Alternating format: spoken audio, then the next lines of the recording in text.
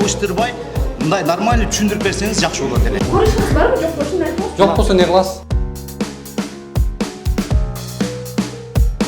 Менден расстоянияны сактап турсаңыз, анан урушпасаңыз. Мен сизге жабышып турам. Жүрчүңүз, камераңды өчүрүп кой, жүр сүйлөшөлү өзүнчө. Мага үйрөтпөй эле койгулачы. Неге? Иштаныңыз. Иштен коюп атасыңар. Акча алганыңар факт болуп атабы? Анан кандай чара көрөсүңөр? Мына ушул сотрудниктер урдап кетти мени. Улукбек Мариповго кайрылам. Көзүңөрдү ачып ишти айткан болсоңор элдин маселесин угуп иштеңер. Силер мени өлтүрсөңөр дагы чындыкты өлтүрө албайсыңар. Встречка эмнеге чыга алдыз?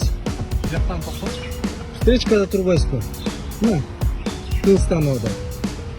Сиз өзүңүз элдерге де чоң нерсени талап кылат экенсиз, анын аягында да ушул встречканы сурайсызбы? Эң сплошной деген спортот, мына караңыздар. Ушул блогерлер анан бизге бирдемкени үйрөтөт.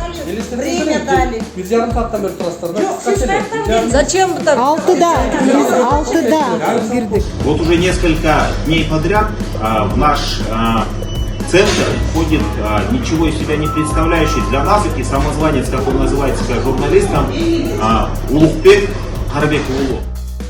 На протяжении нескольких лет мы наблюдаем такое явление, когда человек ищет дешевую популярность и действует по принципу «если не можешь прославиться, подпали землю», чтобы заработать политические очки. Появилось представление, что таким образом можно сделать политическую карьеру. Появились такие звездочки. Братишка Улукбек не скрывает своих политических амбиций и желания участвовать в выборах. Но важно, чтобы те, кто таким образом стал депутатом или только намеревается стать, поняли, что это неправильный путь.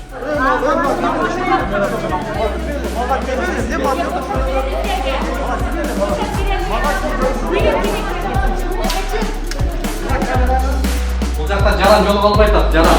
Өзүнүн кызына жолуп албай атат.